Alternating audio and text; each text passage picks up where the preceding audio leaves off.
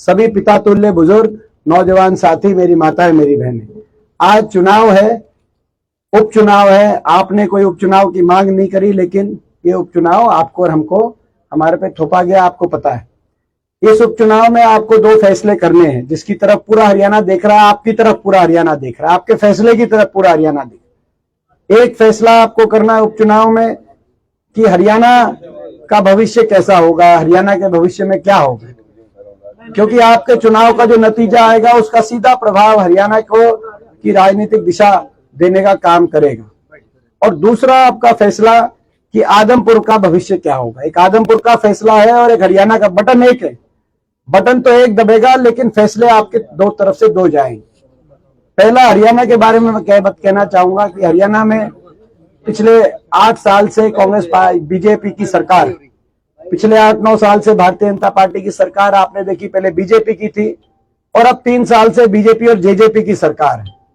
इस सरकार में मुझसे ज्यादा आपने देखा कि हरियाणा में क्या हुआ क्या नहीं हुआ। आज जो हरियाणा विकास के मामले में देश में हरियाणा सबसे आगे के राज्यों में गिनती होती थी हमारी, देश में नंबर 1 पे आते थे विकास में, प्रति व्यक्ति आय में, प्रति व्यक्ति निवेश में, कहीं उद्योग लग रहे थे, कहीं यूनिवर्सिटियां बन रही थी। आज वो हरियाणा विकास के मामले में तो बहुत पिछड़ गया, विकास तो ठप हो गया। कहीं किसी आप शहर में जाके देखें, किसी आप गांव में जाके देखें, विकास का पहिया ठप हो गया उस हरियाणा का। और बेरोजगारी में आज देश में नंबर 1 पहुंचाने का श्रेय इस सरकार को, बीजेपी की और जेजेपी की सरकार को जाता है। हेलो हेलो हेलो, कोई बात नहीं, ये कोई बात नहीं, ये इसी से काम चलाना पड़ेगा। हेलो हेलो हेलो हेलो,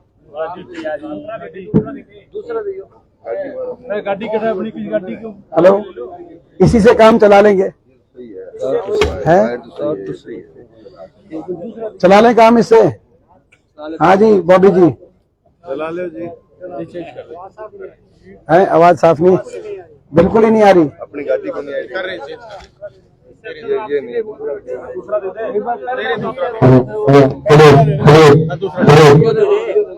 हाँ ये वाला दो भाई। हेलो हेलो हेलो, हाँ ये असली वाला माइक अपने पास लिए बैठा था। मैं भी कहूँगी क्या मामला है।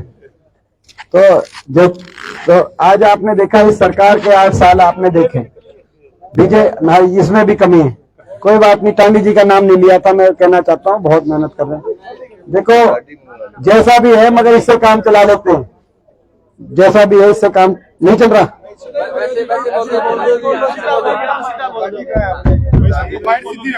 हेलो, अब ठीक है।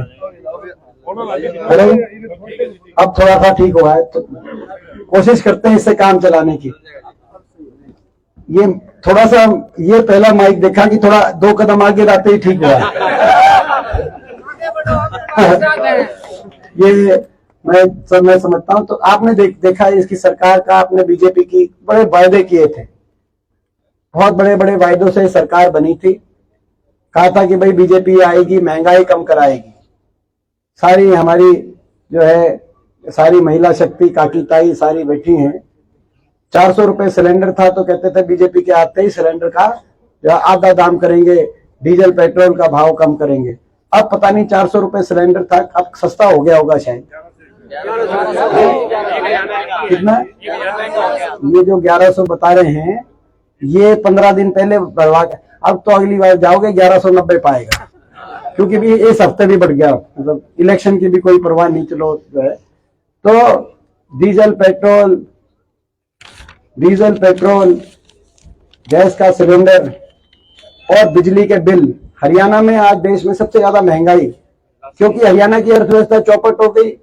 3.25 लाख करोड़ का कर्जा हो गया हरियाणा पे, और टैक्स सबसे ज्यादा लगाने का काम हुआ है। और इसीलिए हमारा संकल्प है, कांग्रेस पार्टी का संकल्प है, आपके आशीर्वाद से कांग्रेस पार्टी आई है, आपके आशीर्वाद से बदलाव होगा।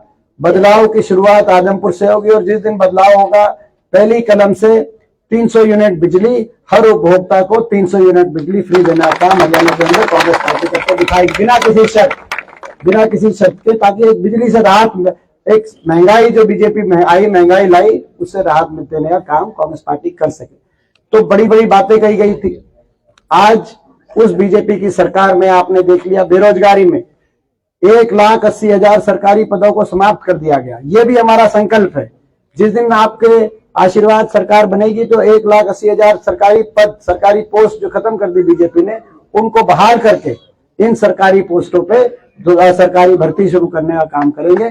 आज यही कारण है, आज ये जो स्कूल बंद हो रहे हैं उसका मुख्य मेन कारण ये है, क्योंकि सरकार पिछले 8-9 साल से शिक्षकों की भर्ती हुई नहीं, धीरे धीरे सरकारी स्कूल बंद होने का। ये सरकार, ऐसी सरकार, बीजेपी की सरकार, पिछले 8 साल की, कोई ऐसा वर्ग नहीं जिसको इस सरकार में रोड पे नहीं आना पड़ा हो, कुछ नया मांगने के लिए नहीं, लेकिन जो मिल रहा था उसको, अपने हक को बचाने के लिए। किसान को आपने देखा 1 साल तक सड़क पे आना पड़ा, अपने न्यूनतम समर्थन मूल्य के अधिकार को अपने सरकार से निश्चित कराने के लिए 750 किसानों की जान चली गई। इतना बड़ा आंदोलन था, 1 साल तक किसान सड़क पे बैठा रहा। किसान सड़क पे आया अपने भाव के लिए, नौजवान सड़क पे आया काम के लिए। आपने देखा एक के बाद एक भर्ती घोटाले, सरकारी भर्ती बंद, सरकारी भर्ती घोटाले, नौजवान, यहां तक कि फौज की जो पक्की भर्ती होती थी वो भी आज इस सरकार ने पक्की भर्ती से आज जो है अग्निवीर योजना लेके आए। केवल 4 साल की कच्ची भर्ती, जो भर्ती होके भी जा रहे हैं, उनके भी जो अग्निवीर में भर्ती भी हो गए, उनके भी घर वालों को जब उनके रिश्ते की बात आएगी तो ये बताना पड़ेगा कि भाई पक्की भर्ती में फौज में गए या कच्ची भर्ती में फौज में गए, क्योंकि 4 साल के बाद बिना पेंशन के वापिस आए। ये स्थिति, आज नौजवान को सड़क पे आना पड़ा काम के लिए, छोटे व्यापारी को, आड़ती को सड़क पे आना पड़ा। यहाँ पे मंडी में आपने देखा धरना चला, बहुत लंबा धरना चला कि मंडी बंद मत करो। स्कूल के बच्चों तक को भी सड़क पे, रोड पे आना पड़ा कि नहीं आना पड़ा, मैं पूछना चाहता हूँ। 250 स्कूल, गरीब आदमी के बच्चे को अपने स्कूल के आगे बैठना पड़ा धरने पे कि हमारा स्कूल बंद ना हो, हमारे स्कूल में एक शिक्षक आए। बच्चों को भी धरना देने पे, ये तो कभी देखा नहीं गया कि स्कूल के बच्चों को धरना देना पड़ा हो। 250 स्कूलों में धरना चला हरियाणा में, लेकिन हरियाणा के शिक्षा मंत्री को इतनी फुर्सत नहीं कि वो उन बच्चों से बात करे, उनकी समस्या का समाधान करे। इतना अहंकार, इतना घमंड, हरियाणा के शिक्षा मंत्री ने उनसे बात करना भी ठीक नहीं समझा।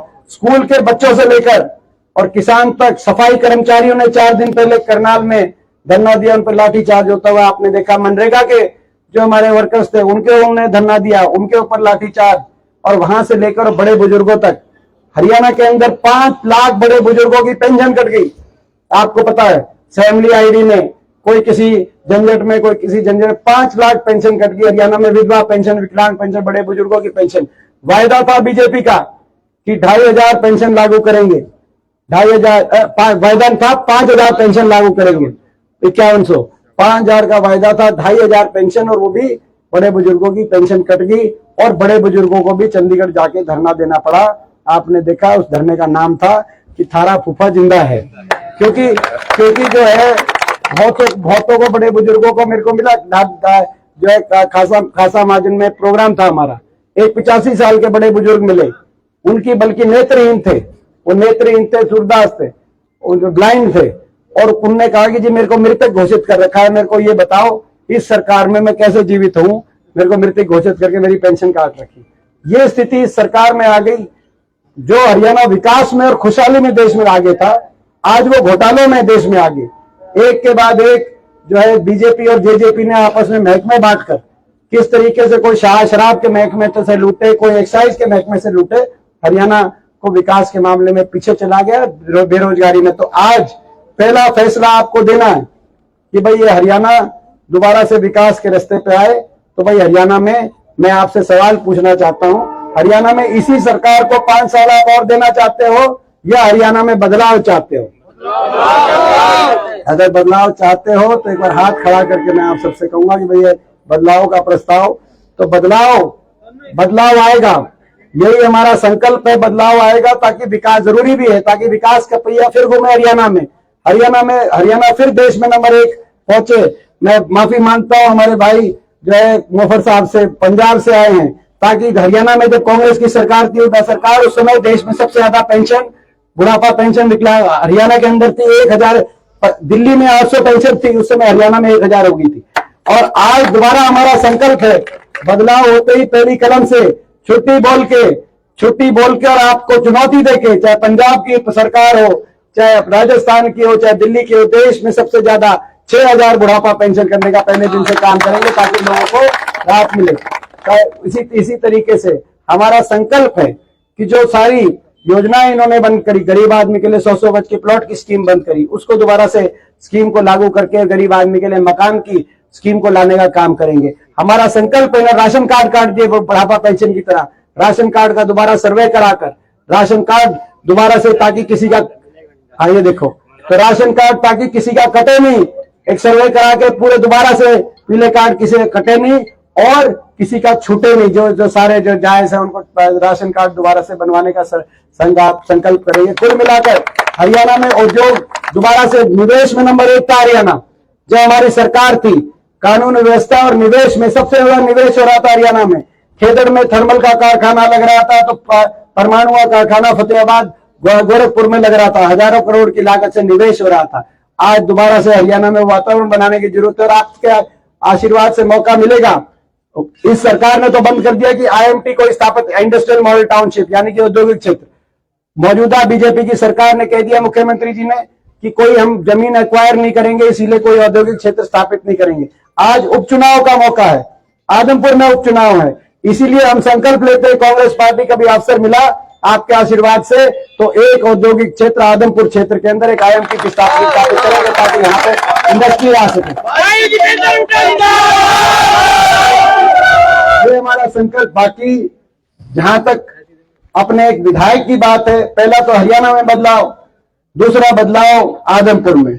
ये कैसे विधायक है मुझे समझ नहीं आता। जो कुलदीप बिश्नोई जी हैं, मेरे साथ सांसद भी रहे हैं, समझ में हमारे को नहीं आता ये आपके भी समझ में नहीं आता, हमारे भी नहीं आता, ये बीजेपी वालों के भी समझ में नहीं आ रहे, ये कांग्रेस वालों के भी समझ में नहीं आ रहे, क्योंकि 10 साल में 2 बार कांग्रेस छोड़ ली, 2 बार बीजेपी छोड़ ली। तो आज इन्होंने जो इतना बड़ा, जो देखो चौधरी भजनलाल जी का हम सम्मान करते हैं, उनकी एक इज्जत थी, उनका एक स्थान था, लेकिन आज इन्होंने उसको धीरे धीरे डाउन खुद हो गए, उसको खोने का काम किया। जो इनको विरासत मिली थी उसको खोया, उनको खुद भी खोया। 2 बार बीजेपी छोड़ दी, 2 बार कांग्रेस छोड़ दी। आज ये खुद अपनी बड़ी मजबूती से ये नहीं कह सकते कि कौन सी पार्टी ठीक है, क्योंकि 4 महीने पहले, आज बता रहे हैं बीजेपी ठीक है, 4 महीने पहले कह रहे थे कि भाई जो है हरियाणा का भट्टा बिठाने का काम किया है तो बीजेपी ने किया, और किसी पे विश्वास कर लेना, लेकिन बीजेपी पे विश्वास नहीं करना। यही कह रहे थे कि नहीं कह रहे थे? और उससे 4 महीने पहले, 4 साल पहले, उससे 4 साल पहले ये कह रहे थे कि भाई कांग्रेस पे विश्वास मत करना, और उसके 5 साल पहले कह रहे थे कि बीजेपी पे विश्वास मत करना। 10 साल में 2 बार बीजेपी से पलटी मारी, 2 बार कांग्रेस से पलटी मारी। किसी पार्टी को ये नहीं सब विश्वास की है हमारे साथ पक्के हैं भी कि नहीं है, कि आए हैं अभी तो भाई पूरी तरह से आए हैं या डेपुटेशन पे आए कितने दिन में, तो खुद भी डाउन गए। लेकिन उसका नुकसान, अगर कहीं नुकसान हुआ किसी क्षेत्र में, खुद का तो किया ही किया, लेकिन अपने विधानसभा क्षेत्र का सबसे बड़ा नुकसान किया। आज बड़े दुख की बात है कि आज टूटी सड़कें हमारे पूरे हरियाणा प्रदेश में, अगर कहीं सबसे ज्यादा टूटी सड़कें आपको मिलेंगी तो वो आदमपुर क्षेत्र के अंदर मिलेंगी। आज पूरे हरियाणा प्रदेश में सबसे ज्यादा सीवर की और पानी की समस्या आपको कहीं मिलेगी तो आज वो आदमपुर के अंदर देखने को मिलेगी। आज पूरे प्रदेश में, आज अगर किसान हर तहसील पे, चाहे बालसमंद हो चाहे आदमपुर हो, धरने पे बैठा मिलेगा तो वो आदमपुर के अंदर मिलेगा। आज पूरे प्रदेश के अंदर सबसे ज्यादा स्कूलों के अंदर शिक्षकों की कमी, अगर शिक्षकों में बच्चों को धरनों पे आप कहीं पाओगे तो आदमपुर क्षेत्र के अंदर पाओगे। ये कहीं ना कहीं जिम्मेदारी यहाँ के विधायक की बनती है, लेकिन उनकी जो कार्यशैली है, मैं कभी किसी के बारे में व्यक्तिगत नहीं बोलता, मगर लोकतंत्र में नैतिकता और नैतिकता का भी स्थान होता है। उनकी जो कार्यशैली रही है, मेरे साथ सांसद रहे, मुझे जो है मेरी उम्र आयु छोटी है, लेकिन मेरे को तजुर्बा 18-19 साल से देश की सबसे बड़ी संसद में एक जनप्रतिनिधि के रूप में, मैं मानता हूं कि 42-43 साल में शायद देश में इतना सौभाग्यशाली, इतना अवसर किसी को ना मिला हो। मैं अपने आप को बहुत सौभाग्यशाली मानता। मैं पिछले 19 साल से देश की सबसे बड़ी पंचायत में हूं। बाकी सांसदों को मैं देखता हूं, एक दिन भी कोई ना बोले तो पेट में दर्द हो जाता है, 2 दिन ना कोई बोले तो वहां पे स्पीकर से लड़ाई हो जाती है, तीसरे दिन कोई ना बोले तो कई सांसद इतने गुस्से में आ जाते हैं, कहते हैं कि भाई नहीं बुलवाओगे तो हम इस्तीफा देंगे। इस तरह, क्योंकि सारे सांसद अपने इलाके की बात, ये मेरे साथ सांसद थे, इन्होंने एक बार भी संसद में इस इलाके की या पूरे प्रदेश की कोई एक भी समस्या इन्होंने उठाने का काम नहीं किया। इसी तरीके से ये विधायक थे, लगभग पिछले कई सालों से विधायक थे। हमारे बीच में कई विधायक बैठे हरियाणा कोने कोने से। भारत भूषण बत्रा जी एक रोहतक के एक बड़े लोकप्रिय विधायक हैं। ये वहां पे विधानसभा के अंदर कांग्रेस पार्टी के एक चीफ विप के रूप में भी कांग्रेस पार्टी ने इनको जिम्मे। भाई मैं पूछना चाहता हूं बत्रा साहब, इनको कभी विधानसभा में आपने बोलते देखा? मेरे साथ बैठता था कभी। बत्रा साहब कह रहे हैं कि मेरे साथ बैठते थे, मैंने कभी बैठते हुए भी नहीं देखा। बोलना तो छोड़ो, सीट मेरे साथ थी। ये शीशपाल जी हमारे नौजवान विधायक सिरसा से, मैं शीशपाल जी से पूछना चाहता हूँ, शीशपाल जी आप विधानसभा में मैं देखता हूँ टीवी और वीडियो के माध्यम से विधानसभा जब चलती है, हर रोज शाम को आपकी 2 क्लिप आती है, आप दिन में 2 बार बोलते हो। मैं आपसे पूछना चाहता हूँ इनको कभी विधानसभा में आपने बोलते देखा? देखो जी, खाने वाले टाइम में पता चलता है भी जीभ है, वरना तो मुंह ही नहीं खोला जी कभी। ये देखो, ये मैं इसीलिए कह रहा हूं क्योंकि ये लोकतंत्र में ये भी एक गरिमा होती है। अपने इलाके को और हर बार अपने व्यक्तिगत स्वार्थ की वजह से अपनी पार्टी आप बदलते हो। आज आपको पता है ये पार्टियां क्यों बदली जा रही है, मुझे कुछ ज्यादा कहने की जरूरत नहीं। जैसे मैंने शुरू में कहा कि बीजेपी का मतलब, बीजेपी बहुत झूठी पार्टी। कहते थे किसान की आमदनी दुगनी कराएंगे, किसान की तकलीफ दुगनी करा दी। कहते थे महंगाई आदि कराएंगे, सिलेंडर 3 गुना करा दिया। एक और बीजेपी बात कहती थी काला धन लाएंगे, सबके बाद विदेशों से काला धन लाएंगे। मुफर साहब, विदेशों से काला धन लाएंगे, सबके बाटे 15-15 लाख आएंगे। वो बात समझने में हमारी गलती हो गई। विदेशों से काला धन नहीं लाएंगे, जिनका काला धन विदेशों में पकड़ा जाएगा उनको बीजेपी में लाएंगे। यही बात है ना, जो उनको बीजेपी में लाएंगे, रातों रात उनके काले धन को सफेद धन बनवाएंगे और हिंदुस्तान को भ्रष्टाचार से मुक्ति दिलाएंगे। तो ये कहानी चल रही है। देखो, मैं इसीलिए कह रहा हूं कि राजनीति में कहीं ना कहीं नैतिकता की, अनैतिकता की भी कहीं स्थान होना चाहिए, ईमानदारी की भी कोई ना कोई राजनीति में जगह होनी चाहिए। तो आप फैसला जब करो, आदमपुर का फैसला करो, तो ऐसा फैसला करना कि आदमपुर में विकास का पहिया कोई घूमने का रास्ता ढूंढना। और मैं इसमें कहूंगा कि भाई जो है आदमपुर में बदलाव आएगा तो यहाँ पे विकास का रास्ता बनेगा। तो ये एक आपका अवसर है, इस अवसर को आप चूकना मत। तो मैं आपसे पूछना, पहला मैंने पूछा फैसला, आपने कहा बदलाव। अब दूसरा फैसला मैं पूछना चाहता हूँ, आदमपुर में आप बदलाव करोगे कि नहीं करोगे? एक बार हाथ खड़ा करके बताओ कि आदमपुर में बदलाव। तो मैं भी ये विश्वास दिलाता हूँ आपको, आदमपुर में बदलाव होगा। अगर आपके आशीर्वाद से मौका मिलेगा। तो उस दिन हुड्डा साहब आए थे तो उन्होंने कहा कि विधानसभा में आपको 2 विधायक मिलेंगे। भाई हुड्डा साहब, जयप्रकाश जी के साथ हुड्डा साहब भी विधानसभा में आपकी पैरवी करेंगे। तो भाई मैं एक और बात आपको कहता हूं, वो 2 तो विधायक मिलेंगे, लेकिन भाई जैसे किराने की दुकान पे ऑफर चल रहा है कि भाई लक्स की एक टिक्की के साथ दूसरी टिक्की, साबुन की टिक्की फ्री। तो भाई उन 2 के साथ जयप्रकाश जी और हुड्डा साहब के साथ दीपेंद्र आपको फ्री में मिलेगा। मैं कहना चाहता हूँ, जान लगा देंगे यहाँ पे और जान लगा देंगे यहाँ पे विकास कार्यों के लिए जान लगा देंगे। कोई विधानसभा का एक दिन की प्रोसीडिंग में विधानसभा की ऐसी नहीं दिखाई देगी आपको कि जब तक आदमपुर के अंदर यहाँ पे पानी का, सीवरेज का, गलियों का, सड़कों का काम शुरू ना हो, तब तक विधानसभा के अंदर कोई एक भी दिन, जब कांग्रेस के 30 विधायक, ये खड़े हैं 30 विधायक, ये विधायक, और भाई आप यहां से जिता के भेजोगे तो 31 जयप्रकाश, तो 31 के 31 विधायक वहां पर ये आदमपुर के लिए लड़ाई ना लड़े। तो उसमें हमसे जो हो सकेगा। बाकी आज मैं एक चीज आपको जरूर कह रहा हूं, आज पूरे हल्के के अंदर देखो, मैं आप ही से पूछता हूं, 15-20 दिन पहले जब चुनाव शुरू हुआ था, कोई कुछ कहता था, अब माहौल बन गया कि नहीं बन गया? बन गया। ये तो इतिहास रचा जाएगा। इतिहास, मुफर साहब आप कांग्रेस पार्टी के बड़े वरिष्ठ नेता हैं, पंजाब से आए हैं, आप जाके दिल्ली में बता देना, इतिहास रचा जाएगा। 6 तारीख की गिनती को जब नतीजा आएगा, जिस दिन आदमपुर का नतीजा आएगा उसी दिन बीजेपी की सरकार की उल्टी गिनती शुरू होगी और आदमपुर से इतिहास बनेगा, यहाँ पे बदलाव आएगा। इन्हीं शब्दों के साथ मैं आप सबका एक बार फिर बहुत बहुत धन्यवाद करता हूँ।